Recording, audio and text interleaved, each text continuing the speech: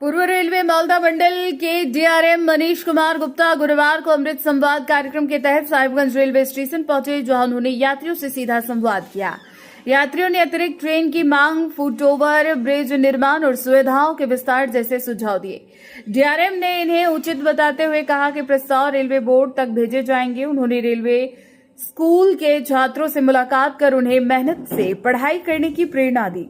स्थानीय कलाकार अमित प्रकाश ने गंगा की मिट्टी से बनी प्रतिमा डीआरएम को भेंट की, जिसकी उन्होंने सराहना की और सहयोग का आश्वासन दिया।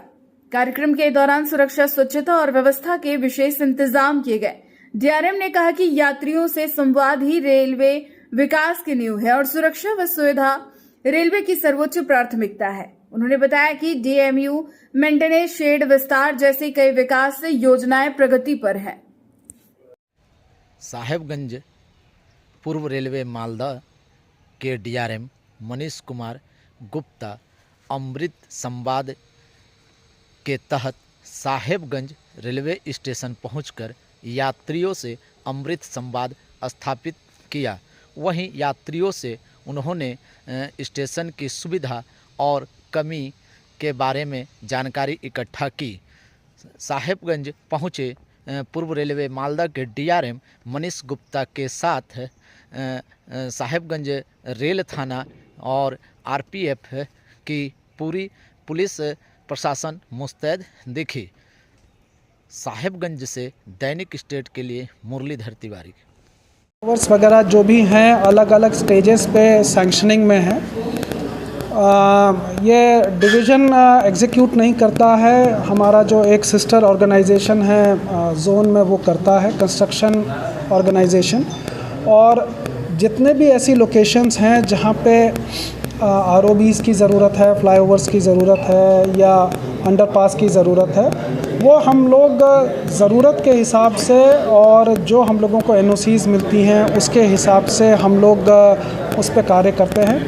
और इसमें थोड़ा समय लगता है क्योंकि आरओबीज़ जो हैं थोड़ा सा बड़ा स्ट्रक्चर होता है, इट टेक्स टाइम, परंतु कार्य जो है प्रायोरिटी को रख के हम लोग ज़रूर पूरा करते हैं। को बताने की मतलब ज़रूरत महसूस होती है कि उन लोगों की जो ड्यूटीज़ हैं, एक स्टेशन हम लोगों ने बना दिया, परंतु उसका मेंटेनेंस रखना, उसकी साफ़ सफाई रखना, जो चीज़ें दी गई हैं उनको ज़िम्मेदारी पूर्वक उसको यूज़ करना, वो भी उनका कर्तव्य है। तो उस कर्तव्य को, उनकी ड्यूटीज़ को भी सब जो यात्रीगण हैं उनको बताना भी हमारा कर्तव्य बनता है और यही हमारे अमृत संवाद का उद्देश्य है। जिस जगह पे है उस स्टेशन की जो आर्ट है, कल्चर है, वहाँ के लोगों को एक्सपोजर देना है, बाहर के लोगों को एक्सपोजर देना है, उनके यहाँ पे जो प्रोडक्ट बनते हैं, जो यहाँ की चीज़ें हैं, उसको भी हम लोग एक तरह से प्रोजेक्ट करें। और इसीलिए हम लोग जो अपने अमृत भारत स्टेशंस का जो अगर आपने देखा हो, फॉर एग्ज़ाम्पल जैसे हमारे लोगों का साहिबगंज स्टेशन है, वो यहाँ पे जो तेलियागढ़ी फोर्ट है उसके आर्किटेक्चर को ध्यान में रख के हम लोगों ने डिज़ाइन किया है, क्योंकि जो हम लोगों की विरासत है वो लोगों को याद रहनी चाहिए। Similarly one station one product की जो शॉप्स हैं हम लोग लगाते हैं स्टेशंस पे, वहाँ से उस लोकेशन की, उस लोकेल की जो प्रोडक्ट्स हैं, चाहे वो हैंडीक्राफ्ट्स हों, चाहे वो कपड़ा हो, इस तरह की चीज़ों को हम लोग बढ़ावा देने की कोशिश करते हैं। और मालूम है कि माननीय प्रधानमंत्री जी के नेतृत्व में और उनके गाइडेंस में और माननीय रेल मंत्री जी के गाइडेंस में हम लोग मालदा डिवीज़न के 15 स्टेशंस को हम लोगों ने अमृत भारत स्टेशंस के रूप में डेवलप किया है।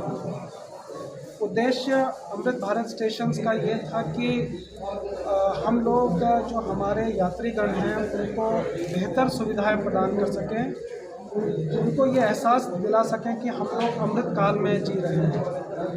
और उनकी सब सुविधाओं को ध्यान में रखते हुए हम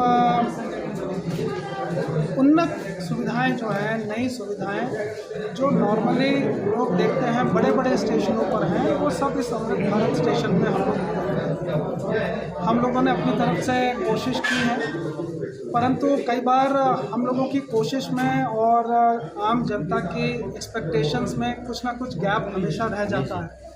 तो इस संवाद का मूल उद्देश्य एक तो जो हम लोगों ने कार्य किए हैं उनसे जनता को अवगत कराना है, यात्रियों को अवगत कराना है, उनको बताना है कि क्या सुविधाएं हैं जिनका वो उपयोग कर सकते हैं।